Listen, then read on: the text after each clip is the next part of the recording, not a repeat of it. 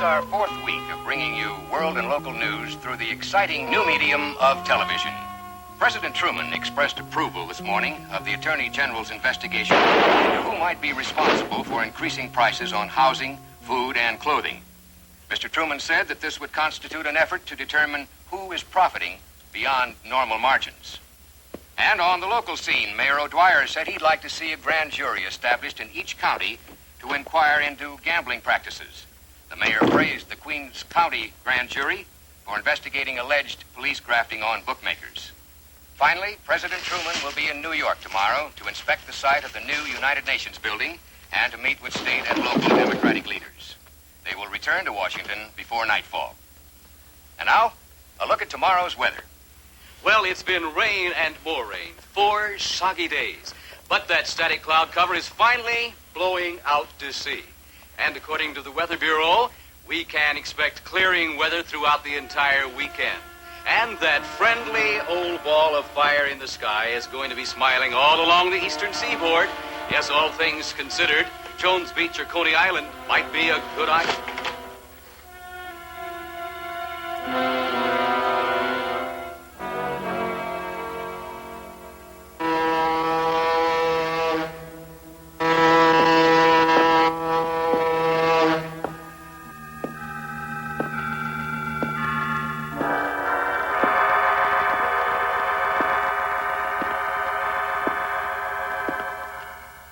Even though the fog was almost impenetrable, I managed to find my way to the familiar door. I opened it quietly and went inside. Ahead of me, the sound of voices. I knew it was Dr. Fleming and his nurse working late. They turned as I entered the office. Mr. Brimmer, what are you doing here? Sorry for the interruption, Doctor, but I have an appointment with a murderer. Well, I don't understand. It's quite simple. You see, the man we've been looking for is you. But that's ridiculous. Is it? Doctor, he has a gun. And the doctor here has something even more deadly. We'll just open his medical bag, and you'll notice, clearly labeled... Atropine. Precisely. Poisonous and colorless. And introduced into the victim's glass through the agency of innocent-looking ice cubes. So that's how it was done. Get out of my way. Both of you.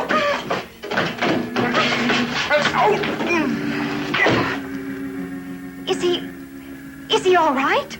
He'll be out for a while. Just long enough for you to call the police.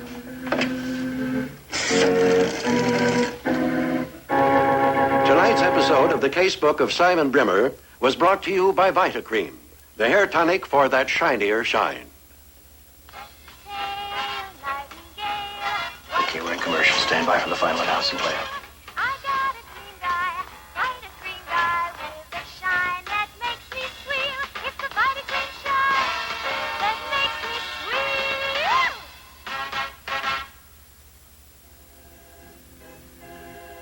Tune in again next week, same time, same station, when Simon Brimmer, America's favorite criminologist, raconteur, and aficionado of the exotic and the bizarre, will bring you another page from his casebook. Until then... This is Simon Brimmer saying good evening. Thank you, everybody.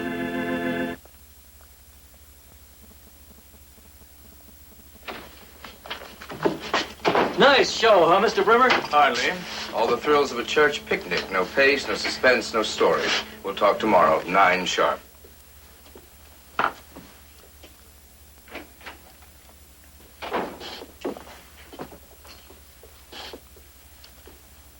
Mr. Queen. Mr. Queen. Sorry that we bored you. Oh, no. Not really. It was an excellent show. Oh, come now. You dozed off on the first commercial. Oh, really, I'm sorry. I usually have a better attention span, but I've been up for 48 hours trying to finish my new book. Ah, deadlines. We have those here, too, which is why I need your help. Mr. Brimmer. Simon. I've been thinking about your offer. I'm a student of the human voice, Mr. Queen, and I sense a certain reluctance in yours. Is it the money? Oh, no, the fee is very generous. Well, then what's the problem? You're one of the best mystery writers in the business, and that's exactly what I need. The casebook of Simon Brimmer is just about empty, and that microphone is insatiable. All I'm asking for is the right to buy your private files and have them adapted into radio scripts. And then my cases would become your cases solved by you. Well, of course, I couldn't use your name. After all, my audience tunes in to hear me. Unfortunately, Mr. Brimmer, you're asking me to be a ghostwriter. A technicality. Not to me. All right, then let's say a very rich ghost with silk sheets. It's tempting, but I'm afraid I'll have to pass. Mr. Queen, I don't think you understand. I'm offering you an opportunity to add millions to your audience. I don't wish to be interrupted. What? It's for you. Thank you. Hello? Ellery, Dad? you finished there yet? Yeah, just about. Well, on your way home, do me a favor. Stop by 441 Park, the penthouse. Dad, I haven't got time for a detour. If I don't finish that book... See you soon, son. Thanks. Something important? I don't know. Anyway, Mr. Brimmer, thanks for your offer. I'm sorry it didn't work out. I hope you know you're making a mistake. Oh, probably. I make a lot of them. Good night, Mr. Queen. Get me the newsroom, please. Hello, this is Simon Brimmer. There's a police investigation tonight, something special. Find out all you can and let me know.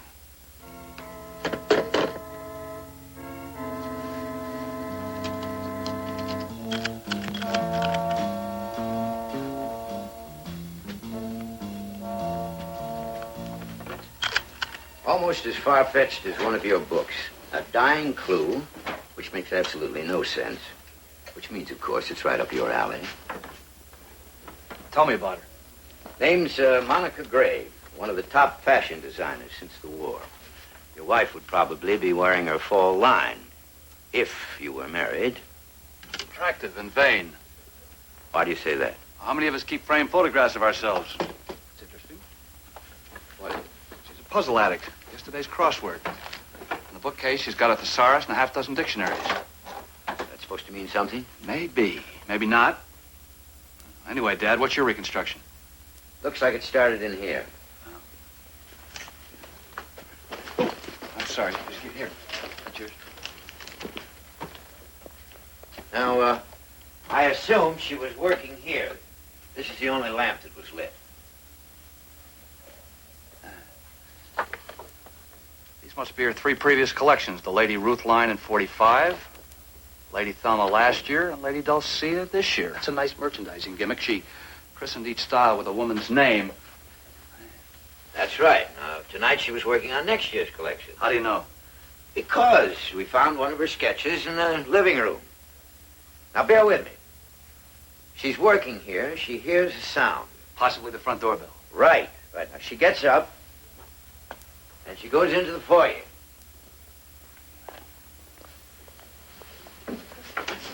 As I see it, she opens the door, admitting the murderer. Meaning there's a good possibility she knew him. And then she walks back into the middle of the room, about here. He shoots her. She falls right next to that sketch she was carrying. We can tell by the blood stains and the indentation on the carpet. No, we dusted that. Just her prints. Lady Norma. She's very consistent. Okay. The murderer leaves her for dead. But she's still alive, barely. And she's trying to leave us a clue. The nearest phone is in the bedroom. That's too far to crawl. She knew instinctively she could only move a few feet. Any pens or pencils in here? Nope. Then there was nothing for her to write with, and she realized she'd never make the bedroom. Well, she did have that piece of paper beside her. Would have been nice if she'd have scratched a name with her fingernail. But naturally, you noticed that she kept her nails cut short. It was more convenient for her. She was always sketching or handling fabric or using a typewriter, whatever. Well, anyway, she crawled past the coffee table over to the wall where she pulled out that plug of the clock and that television gizmo. And then she died. Now, that's my reconstruction. Oh, and very good, too, Dad. I agree with it. That's as far as I go, because I haven't the slightest idea what the lady was trying to tell us. You ever see one of those things before? Huh? Yeah, a few. Damn nuisance. A friend of mine has one. People keep dropping in. Oh, I wouldn't worry about it. It's just a passing fad. Channel 4, what was on when you pulled out the plug? Yeah, we call this station an experimental program. News and weather. We're getting a script. News at that hour? Yeah, big mistake. Who wants to watch the problems of the world before he goes to bed? There are so many possibilities. Too many. Yeah, like what? Well, maybe she was trying to tell us the time of her death. Well, we already know that. People on this floor heard a shot around 10:25. Well, what was she trying to say, and why both plugs? Was she reaching for the clock cord, and did she accidentally pull out the television cord? Or was it the other way around? Is she saying something about electricity? About the failure of power? No. Or is she relating to the television set as a piece of furniture, a box, a console, screen? And what about that clock? Wait a minute. You got something? Very clever, Dad. Very shrewd. Who? You. You know I'm supposed to be home finishing a book. You know I got a deadline to meet, but you drag me up here and you dangle all this catnip in front of me. Now, Ellery, I'm not trying I to... said I'm going home. you. You're I'm not just going to trying- suck me in this time. Son, you're doing me an injustice. Besides, I know you. Let's face it, you're hooked. You can't walk out of here. Can I? I did. Oh, gee, that's too bad, Inspector. I thought you had him out of the water and into the boat. I was just thinking. Yeah? No headway on the dying clue, but I'm sure you picked up the other information. What information? Oh, you know, the obvious things. The fact that she's single, yet she had a man coming here on a more or less regular basis. A pipe smoker, by the way. Oh, excuse me just a minute, Dad. I should have the autopsy completed by morning. The time of death checks out with the clock. Huh? Never mind, I'll give you a call. I thought so. He was a recent visitor, about medium size. Well, while you're at it, why don't you tell us the color of his eyes? I can't do that, but I can tell you his initials. His initials? All right, let's start at the beginning. She's single because I saw her name in the penthouse mailbox when I came in downstairs. Miss Monica Gray. By the way, the fact that this is a recent building is unfortunate. Why? It has these new self-service elevators. No elevator operator to see who comes and goes. Get to the man. A pipe holder. Now, unless she smoked a pipe, she probably kept it here for someone who did. When I was in the bedroom, I looked in the closet, and there's a smoking jacket in there, medium size. Feely.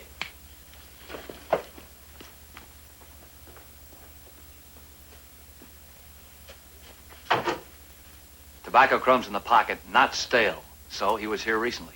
And his initials? CM, Inspector.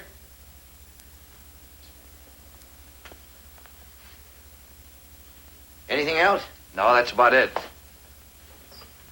Except he smokes a mild tobacco, heavy on the latakia. Dad, I gotta get home and finish my book. I guess I got my money's worth. It's really very simple. I make it a point to be observant and to pay attention to details. Good night, Dad. Son, you forgot your glasses.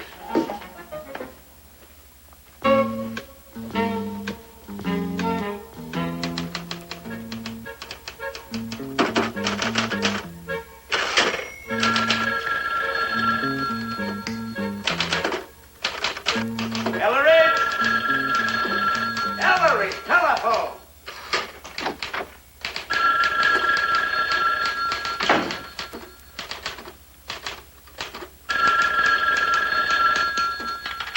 Yeah. Yeah, Billy. Fill me in. Really? Yeah. Okay, I'll get dressed, be there in about a half hour.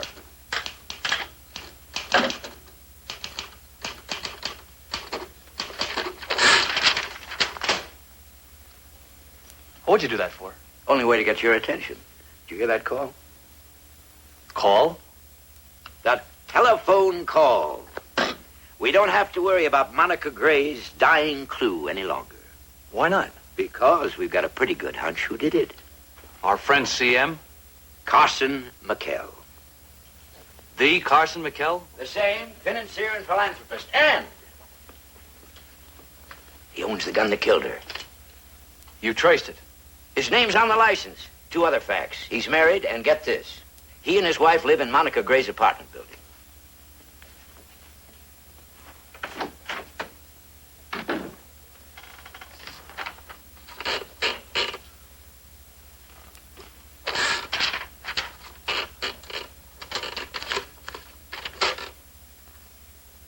I wonder if he smokes a pipe. Mr. McHale, there are 2 gentlemen here to see you. They're from the police department. Send them in. Right this way, John.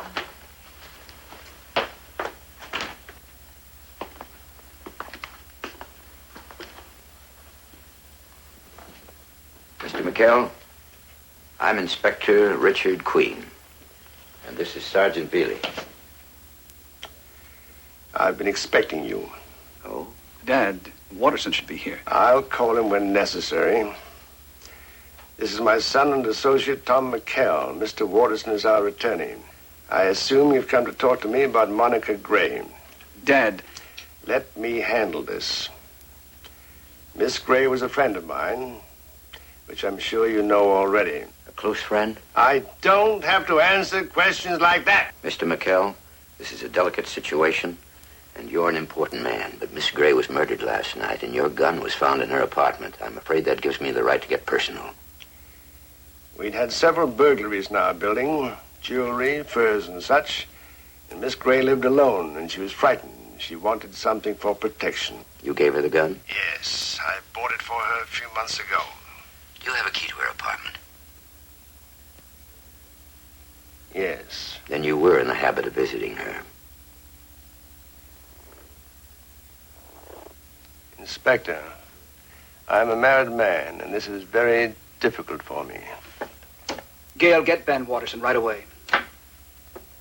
Inspector, are you putting my father under arrest? That all depends. On what? On whether or not he had an alibi for last night. How about it, Mr. McKell?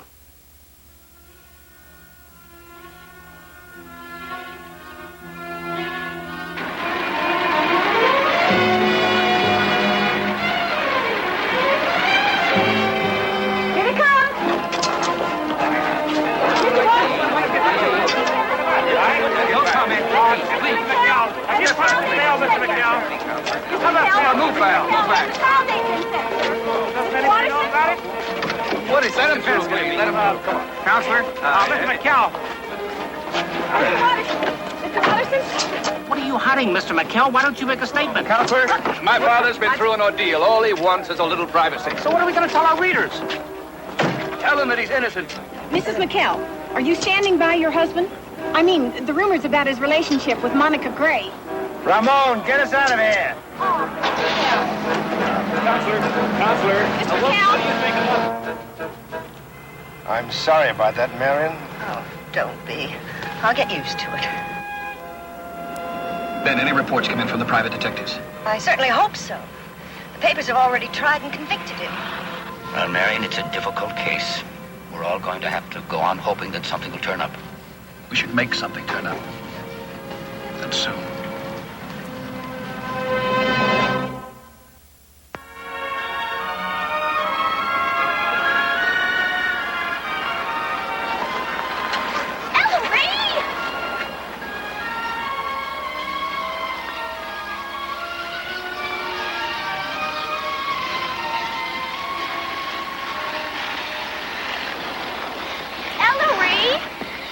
Hi, Penny. Having fun?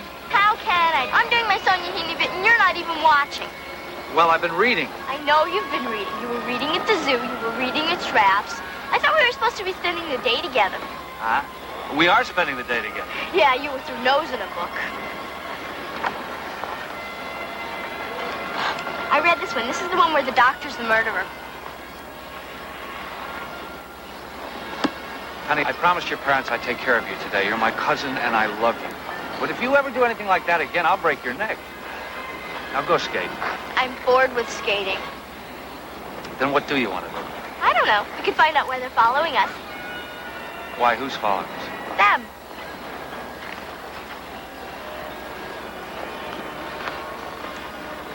When did you first see them? At the zoo. You sure? Sure, I'm sure you would be too if you weren't always reading that book. Wait here.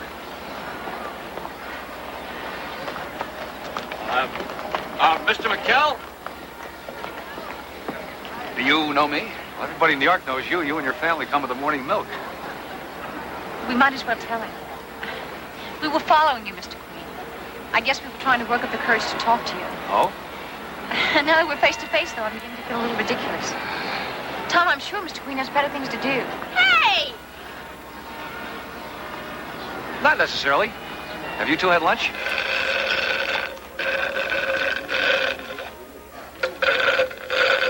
Penny, is that what they teach you at Miss Pruitt's School for Gifted Children? I want another one. You've already had two. We've tried everything, Mr. Queen, even private detectives. But it's been a stone wall. And we thought since you had the reputation for... Not minding my own business? for helping people, we thought we'd talk to you. What's your interest in this, Miss Stevens? Gail's dad's private secretary. Yeah. She doesn't believe he's capable of committing a murder. Neither do I. But my father does. That wouldn't have anything to do with your being here, would it?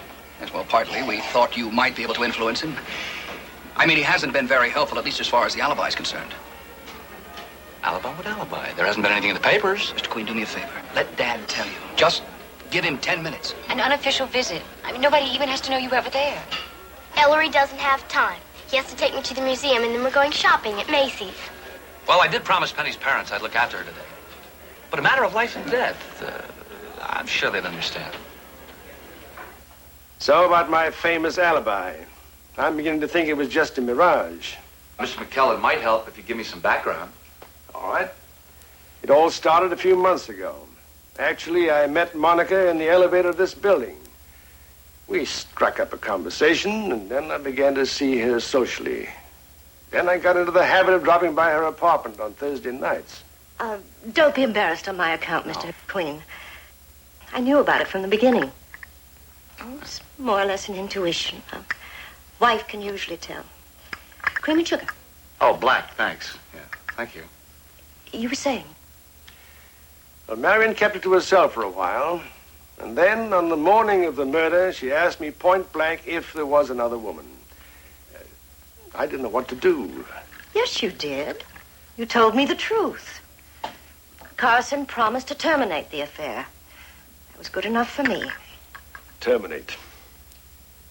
Hardly the best word, considering the circumstances. Well, I'm sure Mr. Queen understands. What Mr. Queen doesn't understand is the risk you took. You were having a clandestine relationship with a woman in your own apartment building. Weren't you afraid you'd be seen? Not really. I wore a disguise. Disguise? Oh, nothing elaborate. False mustache and glasses and a funny hat. I suppose it was juvenile in a way, but that was part of the romance of the whole thing. And besides, my wife and I had friends living on the penthouse floor. I thought it was a necessary precaution. When I hear myself talk like this, I feel like a damn fool. Mr. McKell, Monica Gray was murdered on a Thursday night, the night of your weekly visits. Did you see her? I'd like to know everything you did that night. Well,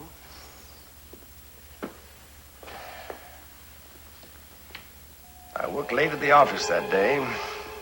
Everybody else had gone home. I was expected at Monica's. I suppose I was delaying the inevitable. Finally, I couldn't put it off any longer. I knew she'd be worried, so I rang her.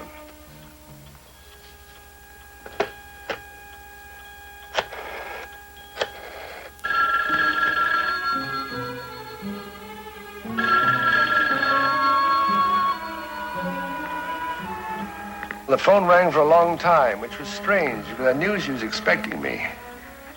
And then? Hello? Monica? Carson. I just want you to know I'm on my way. Oh, darling, would you mind very much if we didn't meet tonight? I have a terrible headache, and I could use a good night's rest. Well, if I came by for just a few minutes. Oh, believe me, I'd be bad company. We'll make it next week. Monica, is there something wrong? You sound hoarse. Probably smoking too much. Anyway, I can hardly keep my eyes open. I'm sorry, darling. I'll call you tomorrow. I decided to go and see her anyway. If there was a man there, I'd force a confrontation. So I took my usual precautions and left the building. But as soon as I hit the street, I lost my nerve. I suppose I wasn't up to it. Go on. Well, I started walking, aimlessly. And finally, I ended up in a bar, and I started to drink. Now, my wife can tell you I hardly ever touched the stuff. But I was in a strange mood that night. Where was this bar? That, Mr. Queen, is the problem. I don't remember. I don't even know what time I was there. And that's your alibi? That's my alibi. I told you it might be a mirage. Ellery, Dad thinks the bar was in the West 40s. It had a mirror and some dark wood. Unfortunately, so does every bar in New York. Yes, I know. I've tried to remember. I've racked my brains, but I just cannot remember.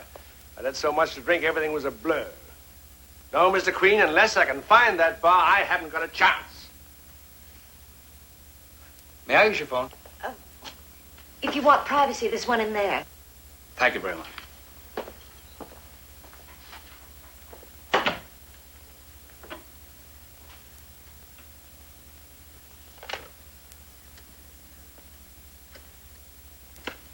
Yeah? Inspector, your son is on the phone.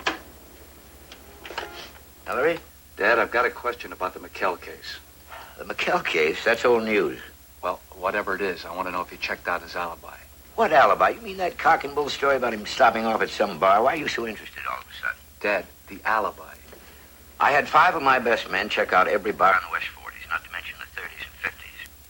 They got a photograph from Mrs. McKell, showed it to every bartender and waiter in the area, day shift, night shift. All right, Wait a minute now, I'm not finished.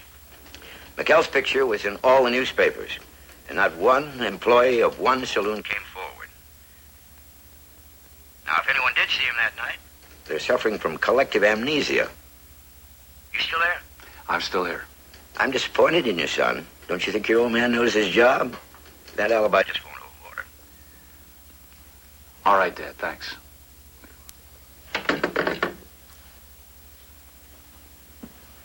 I just talked to my father.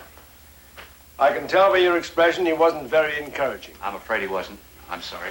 Ellery, there's got to be something the police have overlooked. Perhaps the bartender that night was a substitute. Or maybe he's gone out of town. No, our detectives already looked into that. Mr. Queen, it was nice of you to come. Tom, call down, have Ramon drive Mr. Queen home.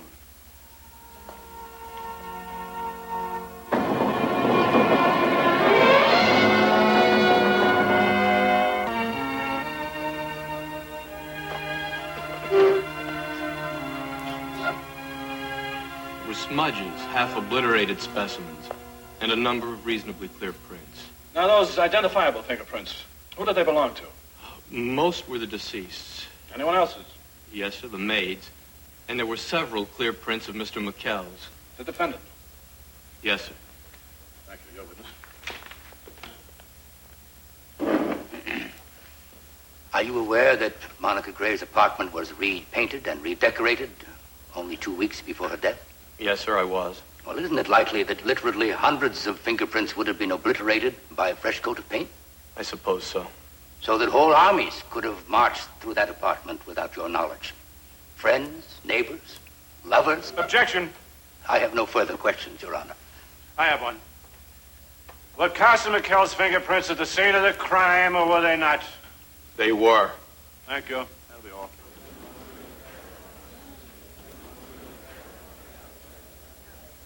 So Thursday was your regular night off? Yes, sir. Did Miss Gray have company on Thursday nights? Usually, yes, sir. I'd know because there'd be 2 coffee cups in the morning instead of 1. And there'd be pipe tobacco in the ashtrays. Pipe tobacco? Yes, sir. Was she expecting anyone on the night of her death? She said a friend was coming over. Any particular friend? No, she didn't mention any names. But she did laugh and say that sooner or later we'd have to fumigate the draperies. And why was that? Well, it was a joke.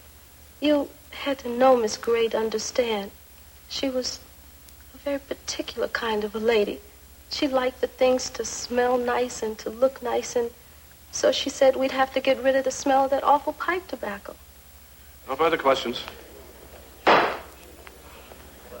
My tobacco was not in the ashtray that night. Doesn't that prove I wasn't there? They'll only claim you didn't stay long enough to smoke your pipe. Your witness, Mr. Watterson. No questions, Your Honor. So you're asking us to believe that this one night, of all the Thursday nights that you met secretly with Monica Gray, you didn't keep the appointment? She said she wasn't feeling well. Perhaps she wasn't feeling well, Mr. McKell, after you left her. Objection, Your Honor. Sustained. We'll strike that from the record. And I would caution the district attorney against being inflammatory. My apologies to the court. Now, sir, let's talk for a moment about the murder weapon. Why did you want a gun in Monica Gray's apartment? I didn't. You purchased one for her. There'd been some robberies in the building. She wanted something for protection. What about your wife? My wife? Well, isn't she also a resident of that particular building? Of course she is. Oh, then we can assume she's equally vulnerable to an intruder. Did you buy her a gun? No, I didn't. And why not? Because it wasn't necessary. She was never alone. She was alone the night of the murder. That was the rare exception. Anyway, my wife did not want a gun in the apartment. Monica did. So you've said. It happens to be the truth. Mr. McKell, do you still persist in your claim that you spent part of that night in a bar? Yes. A bar that the police have been unable to locate? Yes. A bar that you don't even remember yourself? I was there. Well, then where is it, sir? Where is it? Give us its longitude and latitude. Unless, of course, it doesn't exist. Unless, of course, like the rest of your story, it's constructed of smoke. Pipe smoke! Objection! This is unconscionable, Your Honor. Withdraw the question. We'll strike that from the record. Your witness, Mr. Watterson. Ellery, Huh? you not to stay? No, I thought I'd take a walk and clear the cobwebs. I don't think I can watch anymore. You want company? Sure, come on. I suppose I've gotten too involved, but ever since I started working for Mr. McHale, they've made me part of the family. Ah. You haven't heard a word I've said, have you? I'm still back at that courtroom. I'm sorry. You say you're part of the family. Is that going to be permanent? What do you mean? You and Tom.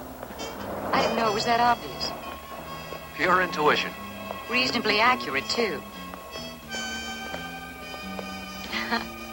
But first, though, I've got to convince Tom I'm not interested in the McHale millions. Then, of course, we've got to wait for this terrible trial to be over.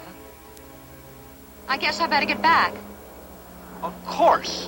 What?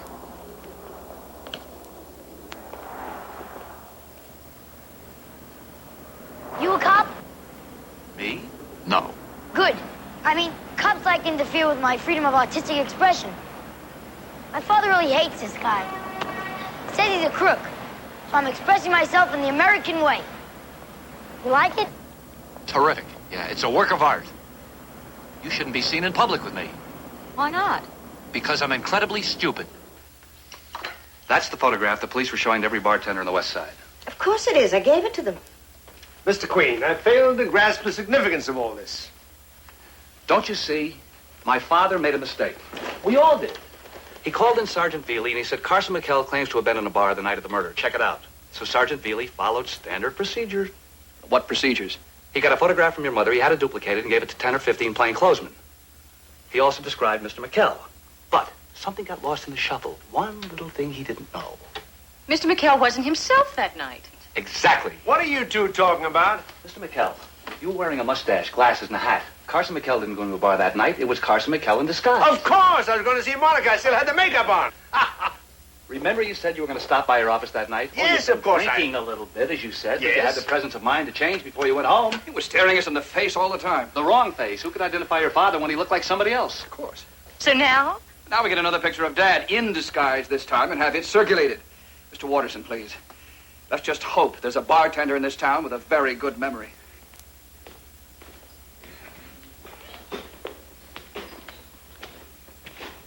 Raise your right hand. Do you swear by Almighty God that the testimony you're about to give shall be the truth, the whole truth, and nothing but the truth? I do. Be seated. Would you state your name and occupation, please? Matthew Thomas Cleary, part owner and bartender of the County Cork Bar and Grill on West 48th Street. I'd like you to cast your mind back to the night of the murder. The night of the 28th, to be exact. All right. Now, Mr. Cleary, would you tell us if one of your customers that night is present here in this courtroom? Yes, sir. And would you point him out to us, please? Sure, right there. Thank you. No further questions. Frankly, Mr. Cleary, I just don't see how you can remember. Couldn't it have been another night? It could have, but it wasn't. How many nights does my granddaughter have a birthday? And besides, I was an hour late getting to work. But to remember one man after all this time. I got a charity box on the bar. This fella pays for his drinks with a 20. I give him change, and he shoves over a 10 spot. Put it in the box, he says. Something for the office, he says. That makes me remember him, because nobody ever gave me a 10 spot before. Was the bar crowded? Always is. Well, then maybe you didn't notice what time he left. Sure, I noticed. It was 11 o'clock right on the button.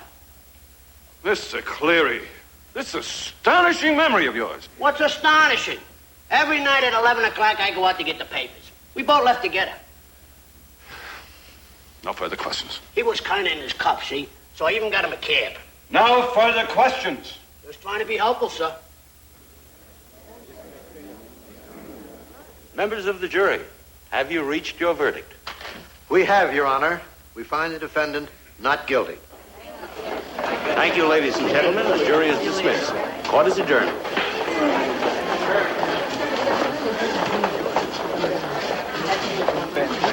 Thank you. Dad, it's all over. Mr. Queen, thank you. We're very much in your debt. I'm very happy for all of you. Thank you. Ellery, thank you.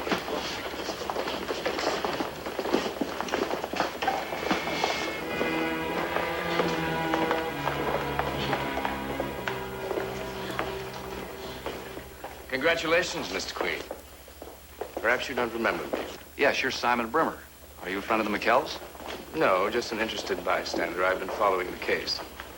Nice bit of courtroom theatrics, making the invisible man visible. Your idea, no doubt. Well, pardon me. Oh, come now, Mr. Queen. Take credit where it's due. Oh, by the way, I think you'll find my program interesting tonight. So will the McKells.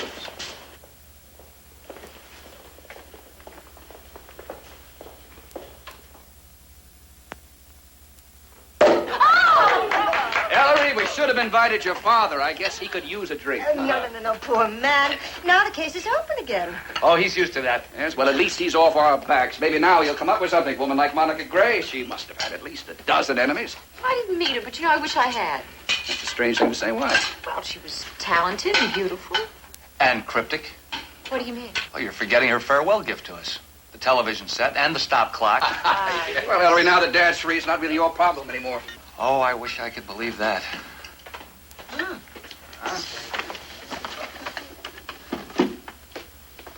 What's all this? The gentleman requested it, sir. Just something I have to listen to. Don't let me break up the party.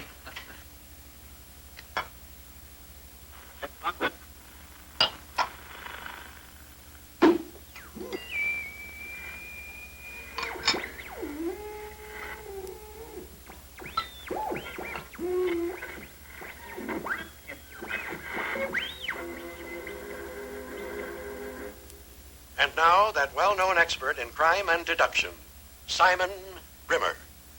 Good evening.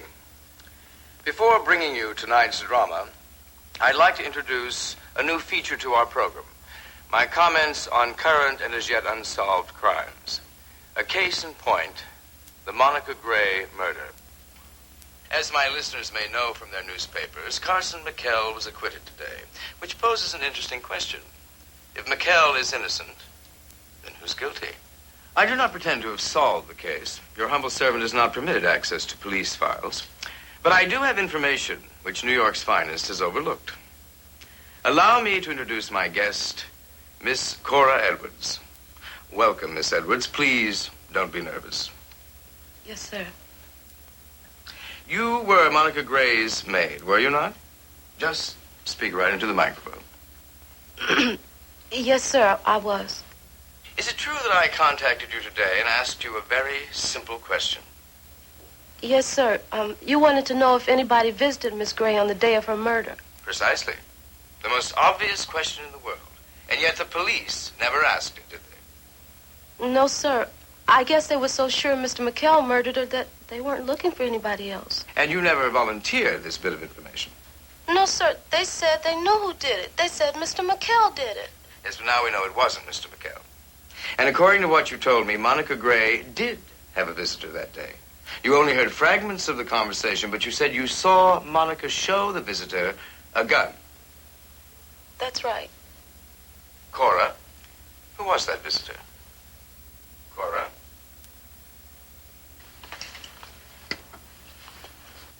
Marion, what'd you do that for? She was going to name you, wasn't she, Miss McKell? Yes. I don't believe it. It's true, Tom. I did go to see Monica that day. But you didn't... Kill her? No. Although I suppose I had a good enough motive. Marion, why didn't you tell anyone about it? It didn't seem to have anything to do with the case. I guess I was embarrassed. The wife and the other woman meet. It's a somewhat sordid situation. I saw no point in talking about it. Mrs. McKell, why did you go see her? The truth, Mr. Queen? All right. Simple curiosity. Curiosity? She was my rival, Carson. Yes, I know you were going to end the affair. I suppose I'd won. But here it was a woman you enjoyed being with. I had to know what she was like. It was a little before noon. I rang the bell and introduced myself. I told her I was charity chairman for the building, which happened to be true. And she invited me in. We talked for a while. I must say she was quite charming. I could understand why you were attracted to her, Carson. And finally, she gave me a check for our charities, a sizable one, and I left. It was all very civilized. Not quite, Mrs. McKell. According to our friend on the radio, you saw Monica's gun. That's right, I did. You see, she took me into her bedroom. She had an office in there. And, she showed me some of her fashion sketches. Lady Ruth collection, Lady Thelma, 1946. Lady Dulcia. They're lovely. Thank you. And I'm starting on next year's line right now, too. But I'm treating you like a buyer. You're here for something much more important. I'll get that checkbook.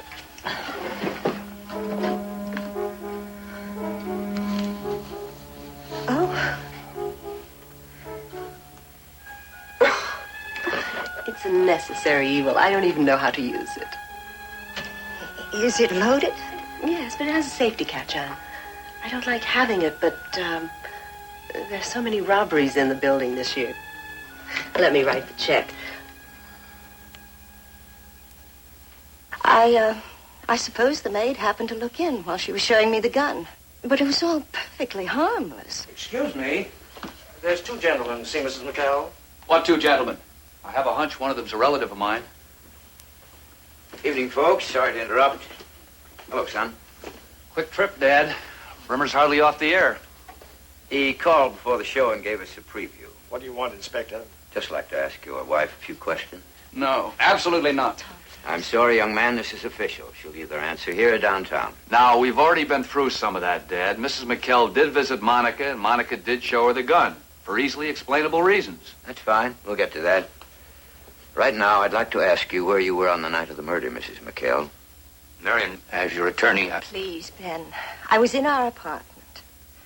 Alone? Yes. Carson wasn't home, as you know. And the maid had the evening off. Anyone call or come up? No, I'm afraid not. It's been a troubling day, and I set out for some sleeping pills. Went to bed early. Just a minute. You say you got some pills? Where did they come from? The pharmacy across the street. Then you did see someone. The delivery boy. I don't think that helps, Mr. Queen. He came about 9. I believe the inspector is more interested in my alibi at the time Monica Gray was killed. Yes, ma'am. Unfortunately, I was asleep. Oh, I do remember waking up once. I thought Carson had come in, and I called to him. It was about 10:30. But, of course, I can't prove that.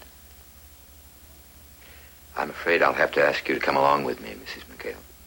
Am I under arrest? No, not at the moment. But it might be a good idea if Mr. Watterson came along as your counsel. Billy? No, just a minute. I beg you can't let them just... Answer the No, wait, you can't. Ben, they're trying to lock up the whole damn family. Listen, I'll get control of this, already. Listen, I'll take care of it. Now, let me have it, please.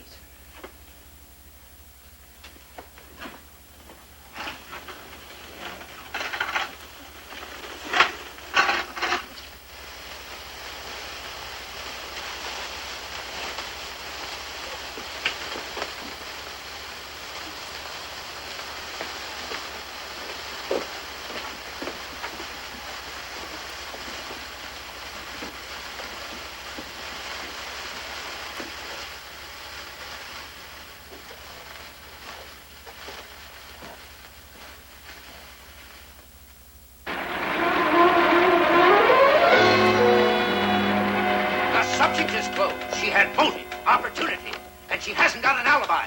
Neither does half the population of New York. And what motive, by the way? The best in the world. Jealousy. Her husband was seeing another woman. Correction, had been seeing another woman. He was calling it off. We only have their word for that. Mrs. McHale saw the gun. She was only an elevator ride away. Circumstantial. Half our convictions are circumstantial. The DA was embarrassed in court, and Primer embarrassed him on the air. He's looking for a scapegoat, and you're helping him. I'm doing my job. Now, if you don't have some hard facts, and I mean something better than the last chapter in a mystery book, you'd better go home and burn yourself some lunch. That's what I like about you, Dad. You got such a nice, open mind. Ellery, your glasses.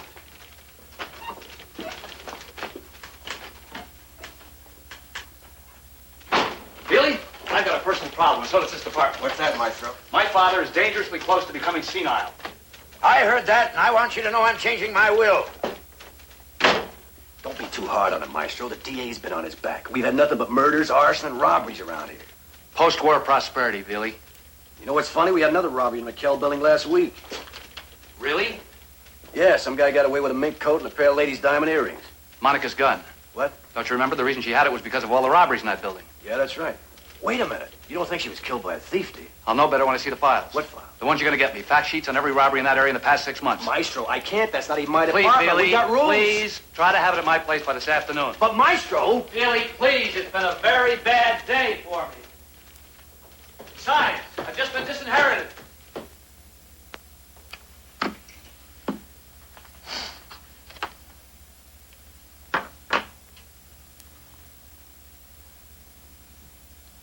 Maestro?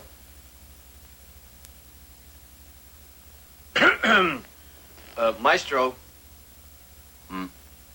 Are you through with the files? What? Are you through with the files? Oh, yeah. Thanks, Billy. You can take them back to headquarters. You find what you're looking for? I think so. I don't know. Maybe. Oh. Well, I'll be glad to get these back on the lock and key. If your father found out I took them, he'd have me back on Fifth Avenue riding a horse.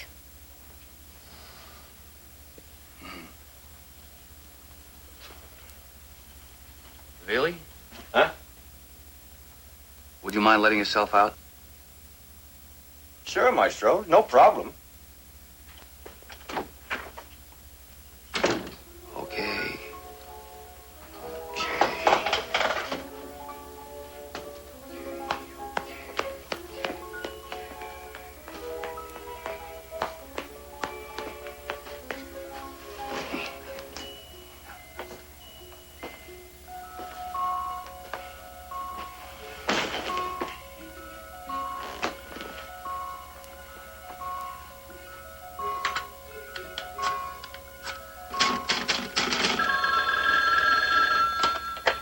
Miss McKell's office. Gail? Ellery, where do you live? In the East 70s, why? Near the McKells? Well, yes, a few blocks away. Oh, that's good. Don't make any plans for tonight. Were you asking me out? No. In? I'll explain later.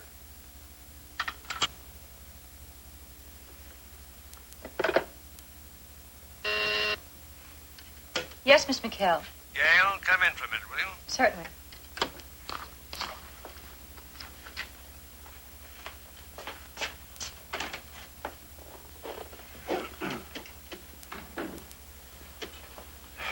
Sit down, Gail. I want to get your reaction to something. Now, Carson, listen. Look, I don't care what you hardly think. think. Look, please, Gail is practically a member of the family, and I trust her All completely. right, as you wish. Miss Stevens, if you are a friend, perhaps you'll tell him that he's taken leave of his senses. I don't understand. Suppose I were to tell you I'm ready to confess to the murder of Monica Gray. What? Oh, I didn't do it, and neither did Marion. But it's the only way I can think of to protect her from a trial. Carson, as your attorney, I cannot tell you more As strongly. my attorney, you should be perfectly aware of the laws governing double jeopardy. I've been acquitted of the murder, and I cannot be tried twice for the same crime. Now, with my confession on record, they've got to let Marion go. Only if they believe you. Why shouldn't they believe me? Because of the testimony of the bartender. Miss Stevens, would you explain that to him? I don't seem to be having much luck today. Mr. McKell, the bartender, Mr. Cleary, gave you a perfect alibi. Couldn't he have been mistaken? Well, the jury didn't think so. You were acquitted on his testimony. But why can't we get him to retract the identification? How? By bribing him, perhaps? Carson, use your head. This whole idea of yours is absurd. I don't want Marion to come to trial. She's a sensitive woman, and she's not up to it. I care as much about Marion as you do. I'm not just her attorney. I'm her friend as well. And I'm telling you that this whole plan of yours will do her more harm than good. Do you agree with him? Yes, sir, I do. If you come forward now, the first thing they're going to think is that you're trying to protect your wife, that the only reason you're confessing is because you know she's guilty. Exactly my point. Not to mention all the new publicity. Now, what am I supposed to do? Just sit here? There's nothing you can do. Private detectives are still on retainer. Perhaps they'll come up with something. Detectives. Let me tell you about your precious detectives. The only thing they've uncovered so far is the fact that your firm represented Monica Gray. What? Not you, one of your partners. It was an infringement of copyright thing about, a couple of years ago. And that's the sort of information they've been handing me. Totally useless. Excuse me.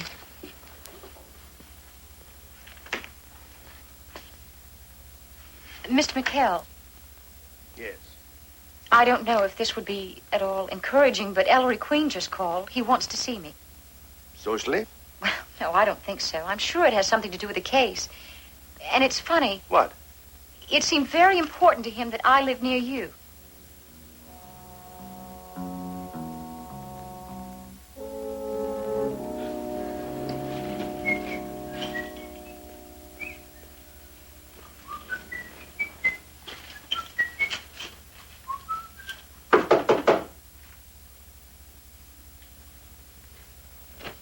Yes? Midtown Pharmacy, ma'am? Oh, yes, come in. How much is that? That's a $4.35.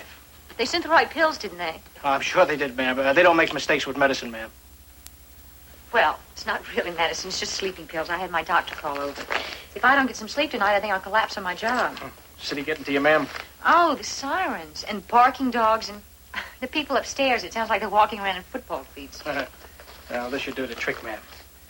I must be losing my mind. I was supposed to take this in for repairs today. It's from an admirer. Oh, I'm sorry. Here we are. Duke? Keep the change. Oh, thank you. Good night.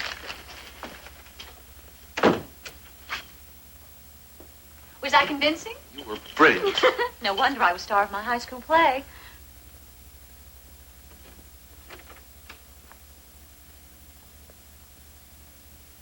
What are you doing? You've locked my key in there. Watch this. How did you do that? Our friend pressed this while he was talking to you. Then he's coming back. Well, I hope so. We've dangled enough bait. The pharmacy closes at 10. And since you've just taken some sleeping pills, I have? at 10:20, you should go to bed.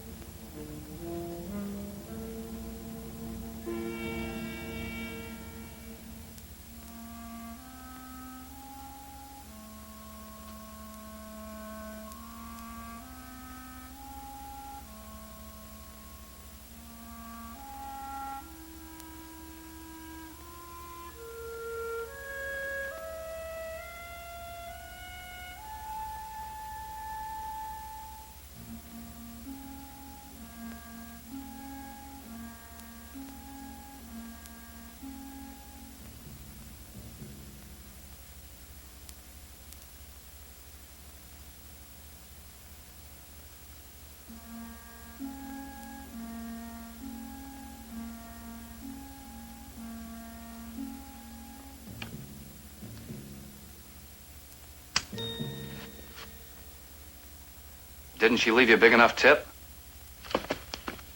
Now,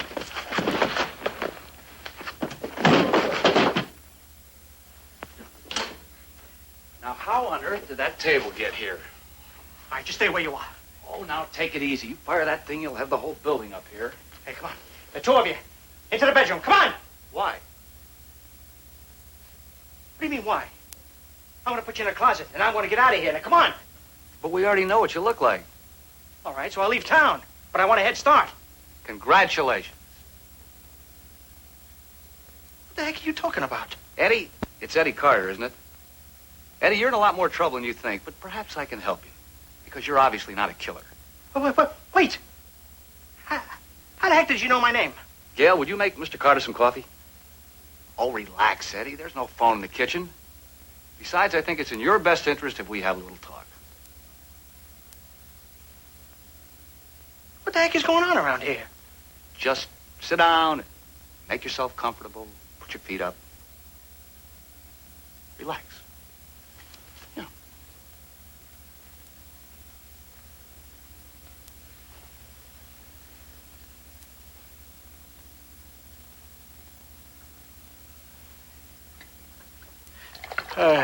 That's all right. And there was no forced entry. Now, that's what every robbery had in common. So it seemed logical to me that the thief had to be actually in the apartment. Maybe just inside the door where he could open the lock. Now, who better than a delivery boy? Am I boring you? Oh, no. You keep talking. That's all right. Eddie, I spent all afternoon making telephone calls, and you know what I found out?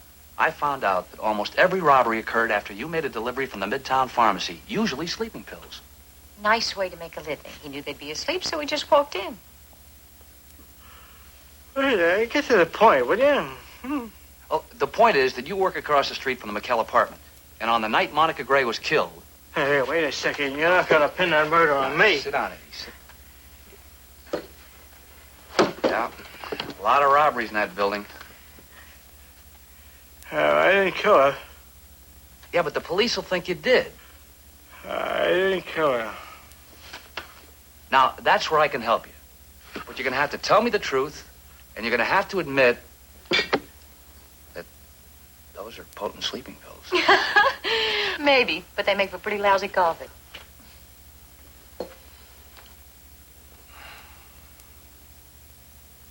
So the night Monica Gray was murdered, you were in the building, weren't you?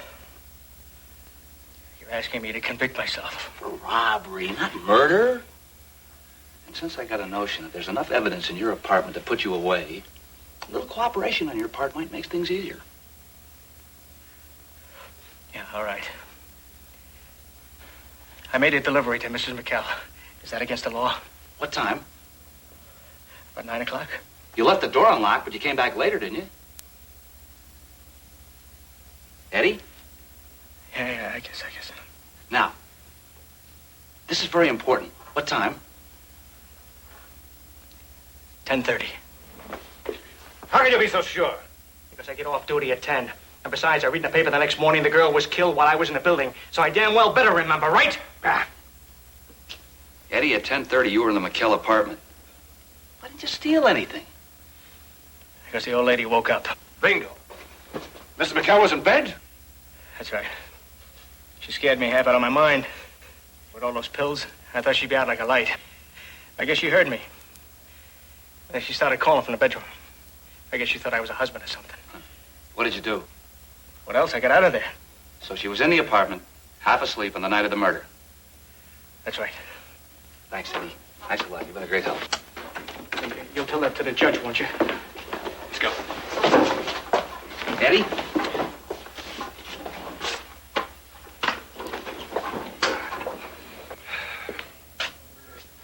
Well, that leaves Mrs. McKell off the hook. You'll notify her, won't you, Richard? Yes, sir. And we're right back where we started. Unless Eddie killed her? Sorry, it won't work. Why not? 1, he and Miss McKell alibi each other at the time of death.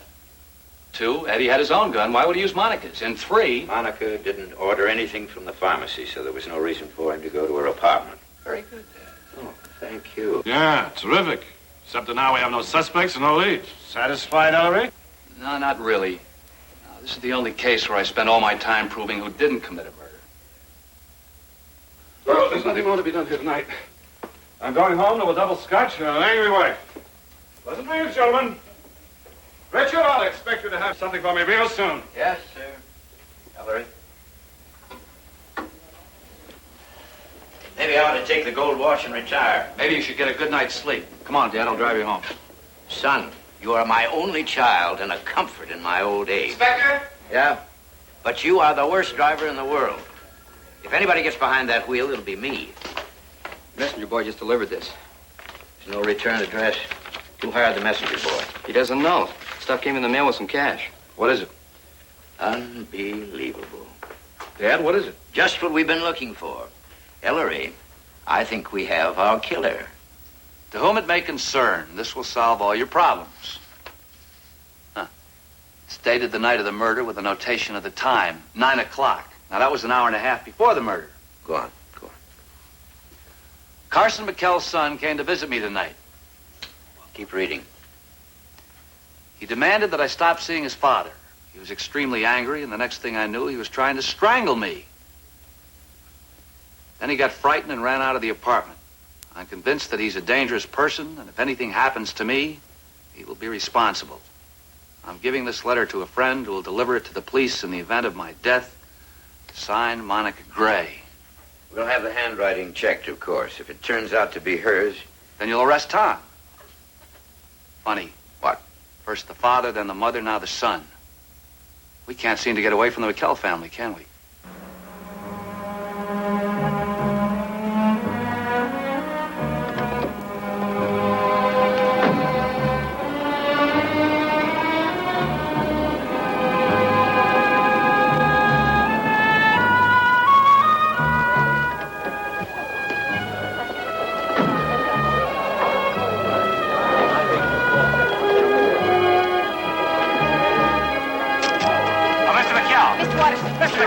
There's a rumor that Monica... Mr. McKell, there's a rumor that Monica Gray left an incriminating note. Is that true? Mr. McKell. Mr. McKell, I'm asking, is that true? Were you at her apartment that night?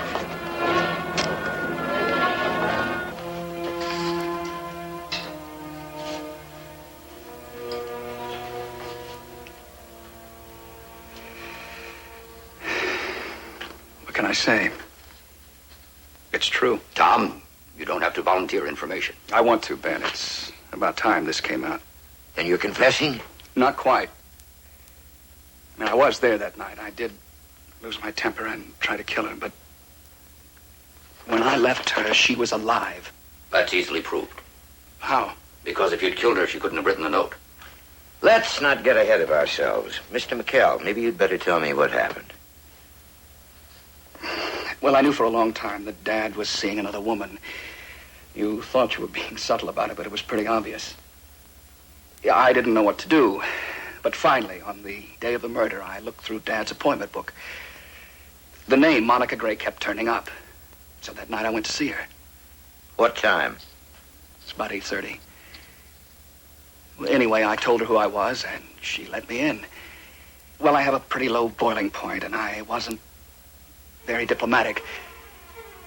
I finally ordered her to stop seeing Dad. She exploded. Who are you to tell me what to do? Your father's private life is none of your business. Miss Gray, my family's my business, and you're not part of it. There's one thing I don't need, that is a lecture from a Victorian mentality. Miss Gray. Now you get out of here right now. Not until I have your word that you will leave him alone. My word? You mean you would trust the word of a compromised woman? Miss Gray. You are very, very funny. Miss Gray, I'm warning you. Before I call the police and have you removed, let me give you a fact of life. That is, if your mother gave your father what he wanted, he wouldn't be seeing me. You... Oh, stop! Please! I'm sorry. I'm sorry, I didn't mean... Get out. Get out!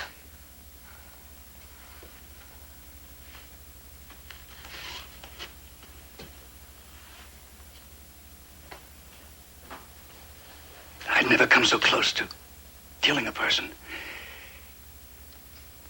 You can put me in jail for attempted murder or indict me for assault. But I didn't kill that woman. Where were you at 10:30? Walking, feeling ashamed of myself. No alibi, if that's what you mean. Dad, I'm sorry. I was trying to help, and I just went in over my head. Well, at least it explains a lot of things. It explains why Monica was too upset to see me that night. It explains why her voice was so hoarse. Excuse me, but there's something peculiar about this. That's the understatement of the year. No, I'm serious, Dad. Monica writes a letter and gives it to a friend in case she meets with foul play. But the friend doesn't deliver it to the police even after Monica's murdered. He holds on to it, and then he suddenly sends it in.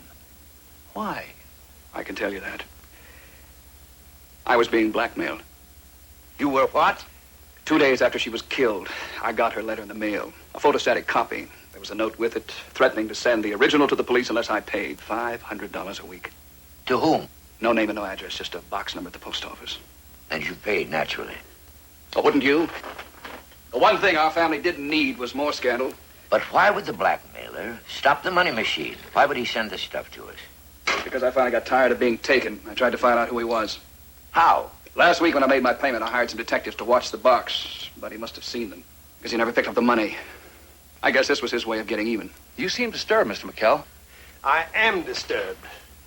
I didn't tell anyone, but I was being blackmailed, too. Obviously the same man. What? Somehow he found out about Monica and me. This was some months ago. He sent me a note, threatening to tell your mother unless I paid him $500 a week. Same business with the post office box? Exactly the same. Naturally, I stopped all payments after the murder. Interesting character, this blackmailer. Aside from knowing about you and Monica, he was in her apartment the night of the murder. Why do you say that? Well, look at the facts, Dad. Monica wrote her note to the police at 9 o'clock, saying she was going to give it to a friend. But when you found the body at 10:45, there was no note in that apartment. She must have called him. He came over and took the letter with him. Looked like Grand Central Station that night. You were there, Tom. So was the murderer. Now we got a blackmailer who had to be on the scene. Unless, of course, the blackmailer and the murderer are the same person. Inspector, we now know that Monica had a mysterious friend. They were together that night. He killed her, took the letter, and blackmailed Tom. That's possible. It's better than that. It's probable. And it blows your case against Tom sky high. Maybe, maybe not. Right now, I'm interested in Monica's friend. Anybody got any idea who it might be?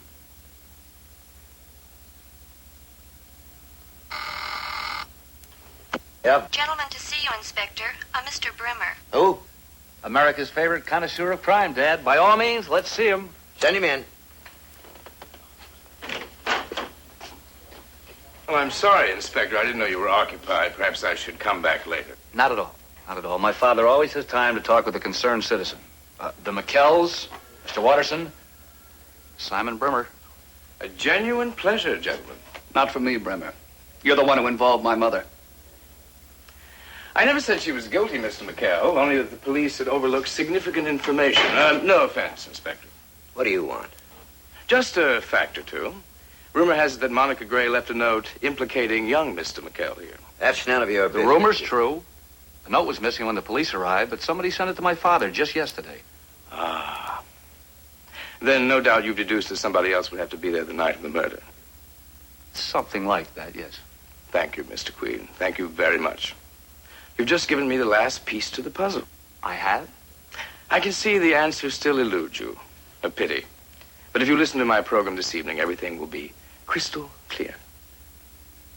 Now, if you'll excuse me. Just a minute.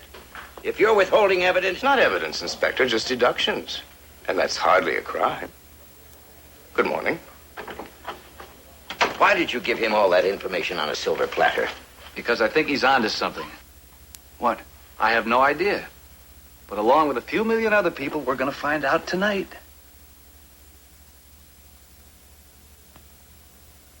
The solution of the case, of course, lies within the character of Monica Gray herself. After a bit of browsing, I made an intriguing discovery. The late Miss Gray was a one-man woman. And it seemed that every year recently there was a new and ardent admirer in her life. In 1945, according to Winchell, she was seen around town with a textile magnate named Peter Hurt. She and Mr. Hurt came to a parting of the ways, and in 1946 she kept company with the well-known stage actor, Geoffrey Lord. Mr. Lord was replaced in Miss Gray's affection only this year. She dined frequently at the Stork Club with the French diplomat, Claude Gerard. I've spoken to these gentlemen, but each has an irrefutable alibi. However, there is reason to believe that she was seeing still another man, someone new, someone who was with her during her final hours and who made off with a certain message she intended for the police. I'll return with the final unraveling after this word from our sponsor. What's all the fuss? We knew about those men. Well, I didn't. Well, there was no reason to tell you. We checked them out and eliminated them. Not there. Oh. No, that's not it. He's beaten us again. Why didn't I really read those files? What? What are you looking for? An address. An address? What address? It's around here someplace. I'll know it when I see it. That's not there. An address, numbers. Phone. Ha! Dad, call in and have squad cars meet us at 715 West 96th Street. Wait a minute, that sounds familiar. What is it? Dad, please hurry. I'll get the car.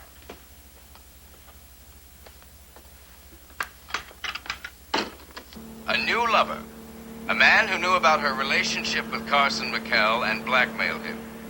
A man who tried to blackmail Tom McKell. Finally, the man who was in her apartment that night after Tom had gone and shot her to death.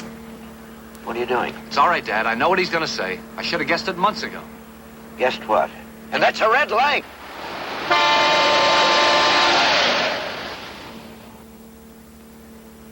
Sorry. Dad, get a pencil and pad out of the glove compartment. Write down the names of Monica's boyfriends. In 45, Peter Hurt. Just write the last name.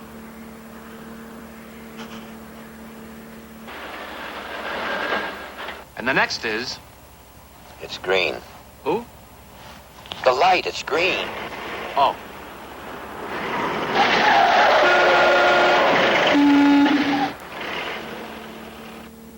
In 46, it was Geoffrey Lord, the actor. World famous for playing Hamlet. Put down Hamlet.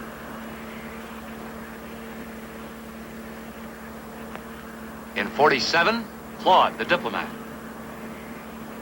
Claude, got it. Now keep in mind that Monica was a very bright lady. A puzzle addict, remember? Ellery. She wanted a way to commemorate the man in her life. Ellery. So in 1945, she designed a collection of clothes. You remember the drawings, Dad. She called it the Lady Ruth collection. Anagrams. Exactly. Switch around the letters of the word Ruth and you get... Hurt. Peter Hurt. H-U-R-T equals R-U-T-H. Right. And the next was... Lady Thelma. Switch Thelma around and it spells Hamlet. Ellery, that car. It's all right. Easy. Finally, there's this year's collection. And what did Monica call it? Lady Dulcia. Dulcia is an anagram for C-L-A-U-D-E, Claude. That's what Brimmer tumbled to. She named her collection after the men in her life.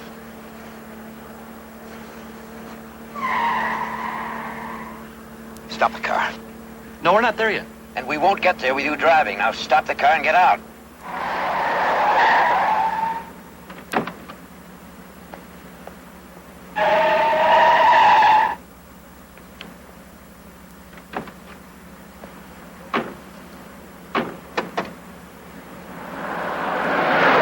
Now get to the point. She used anagrams, but I told you those three men have alibis. Dad, you're forgetting something. I have a hunch that Claude had already seen his day with Monica.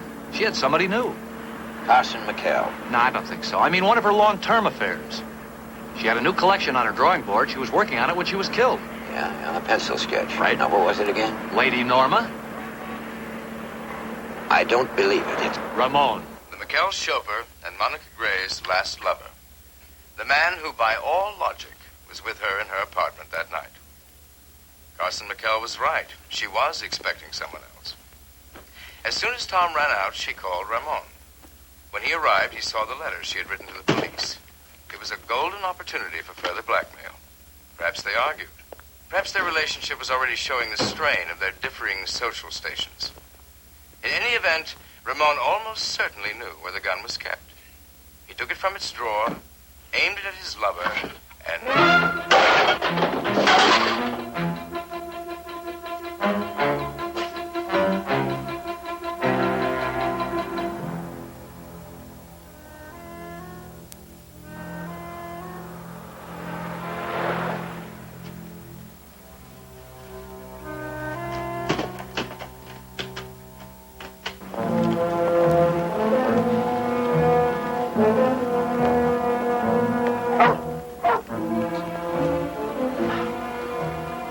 I think I saw somebody at the window.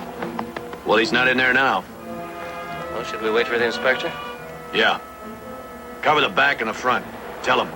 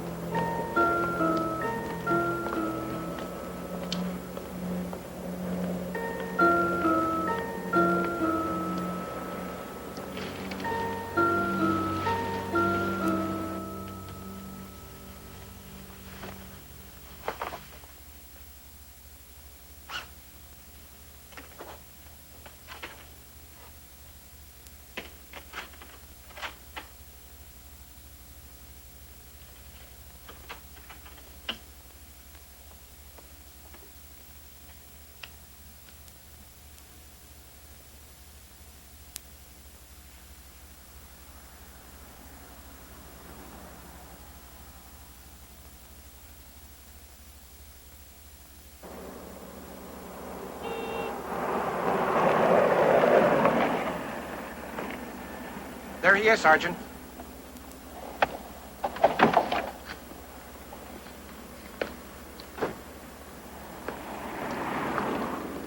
He in there? We spotted him a few seconds ago. Everything covered? Yes, sir. Let's go in.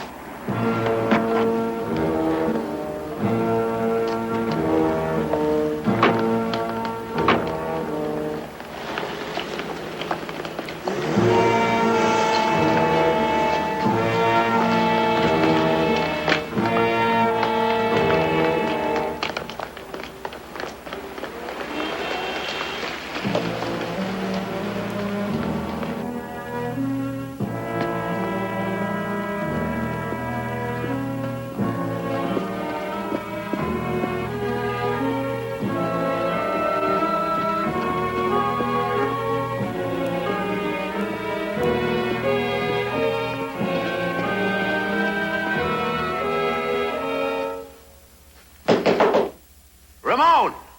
This is Inspector Queen. Open up. Ramon!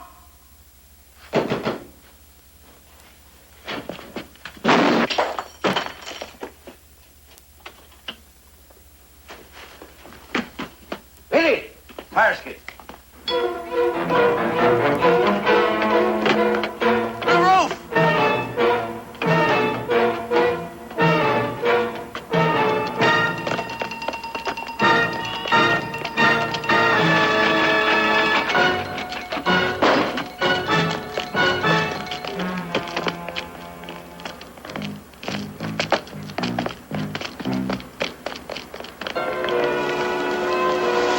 anything?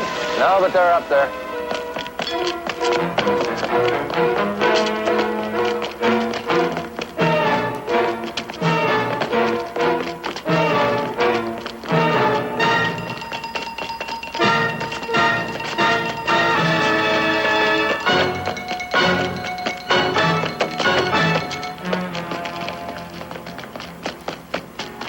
Watch yourself!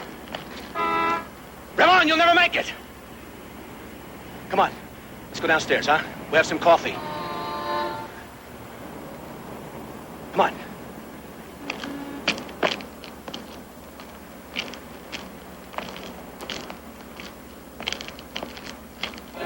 Don't do it! Ramon! Ramon! Hold on!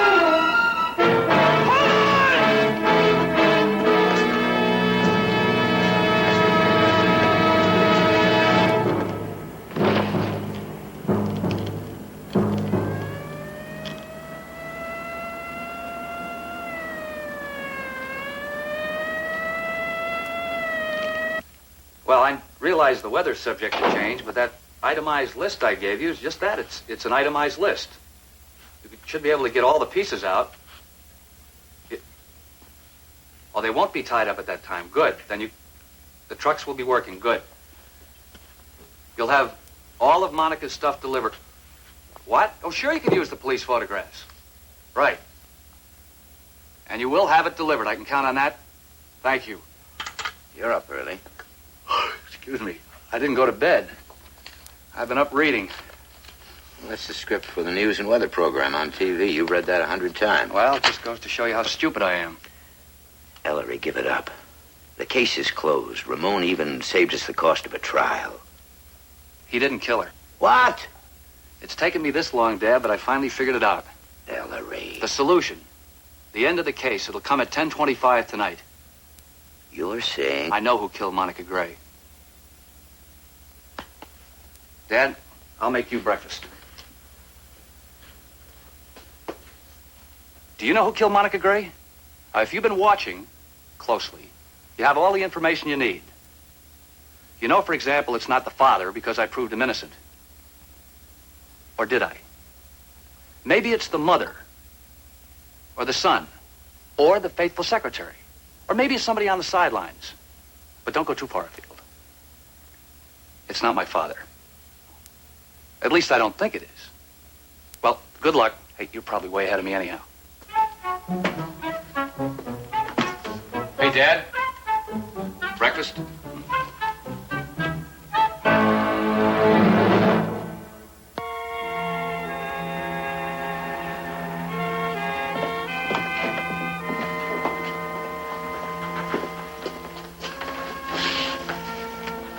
Here are the sketches you wanted, Ken. Will you put them in the right order? Okay, thank you very much. You the cameraman? How do you do? Mr. Queen? Yes. Like to look at the script? Yeah, thanks very much. You bet. That camera? Oh, and him. Thank you. How about you? Sure, hope so.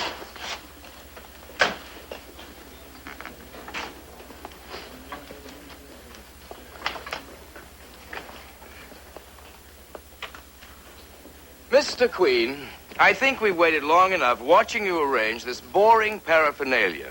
The least you might have done was provide champagne. It's not a celebration, Mr. Brimmer. Then what is it? Until your call, I thought everything was resolved. Ellery, I'm getting a little nervous. Ramon was guilty, wasn't he? Of blackmail, yes. Of being in Monica Gray's apartment that night, yes. But not a murder. Nonsense. Turn on the lights, please. This is a layout of Monica Gray's apartment. I had the furniture taken from storage. Yes, you've certainly gone to a great deal of trouble, Mr. Queen. Might one ask why? To disprove your theory, Mr. Brimmer. All right, what do we know about Monica Gray? She was bright, she was clever, and she enjoyed word games. Now, here's where she fell when she was shot. Right by this sketch. Now, it's agreed that she wanted to leave us a clue to the murderer's identity. So she dragged herself past this coffee table to the television set. Ellery, we know all that. All right. Let's go a step further. Let's assume Ramon did kill her.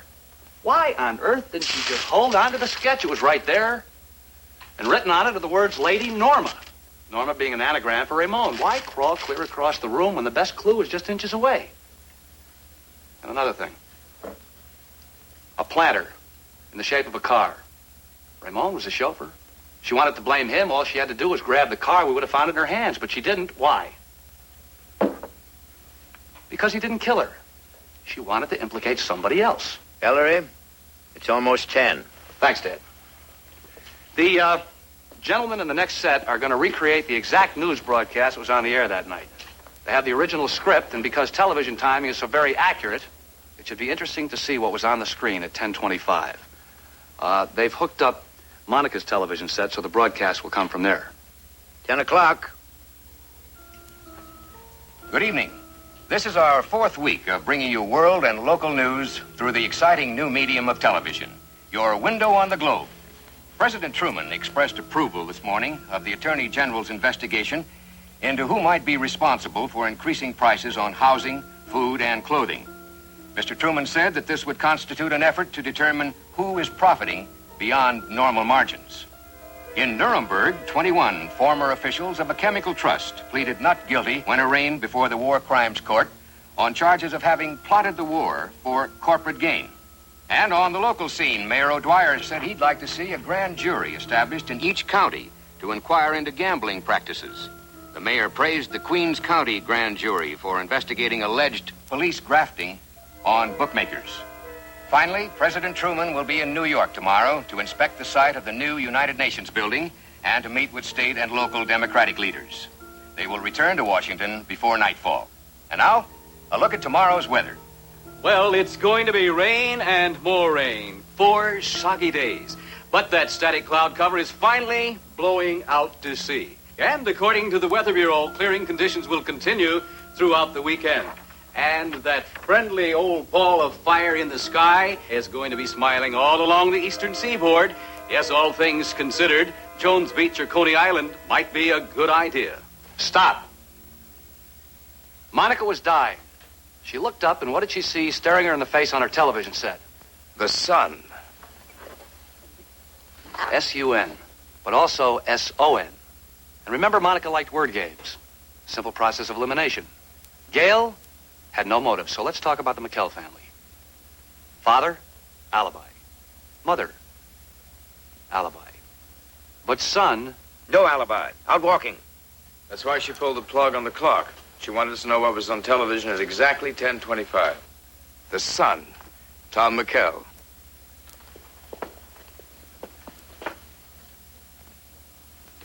You can never prove this. They'll laugh you out of court. Tom, what happened? Dad, you don't understand. What happened? Dad, I didn't want to. I didn't mean. After I left her, I walked around for a long time. My head cleared, and I realized I tried to kill her. So you went back? I wanted to apologize. I took the elevator to her penthouse. But as I went toward a door, it opened, and Ramon came out. I couldn't believe it. You decided she was stringing your father along while she was having an affair with a family chauffeur, a servant, a nobody. I hid in the corridor until he took the elevator. Then I tapped on her door. She must have thought it was him because she opened it.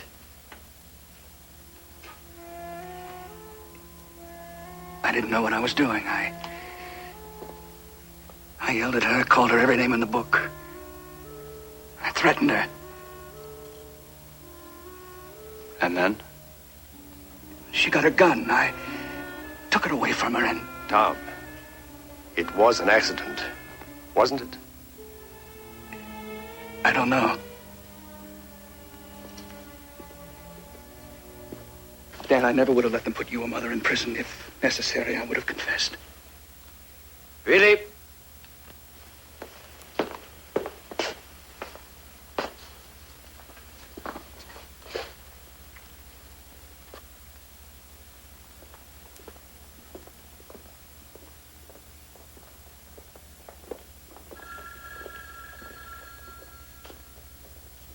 Inspector, telephone call for you.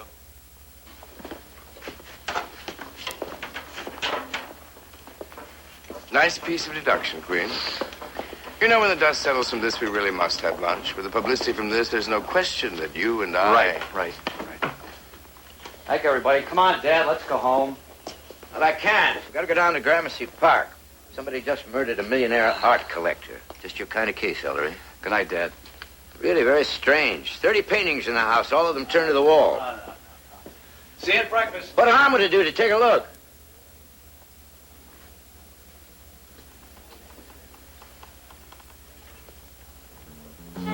Did you say 30 paintings turned to the wall? Yeah.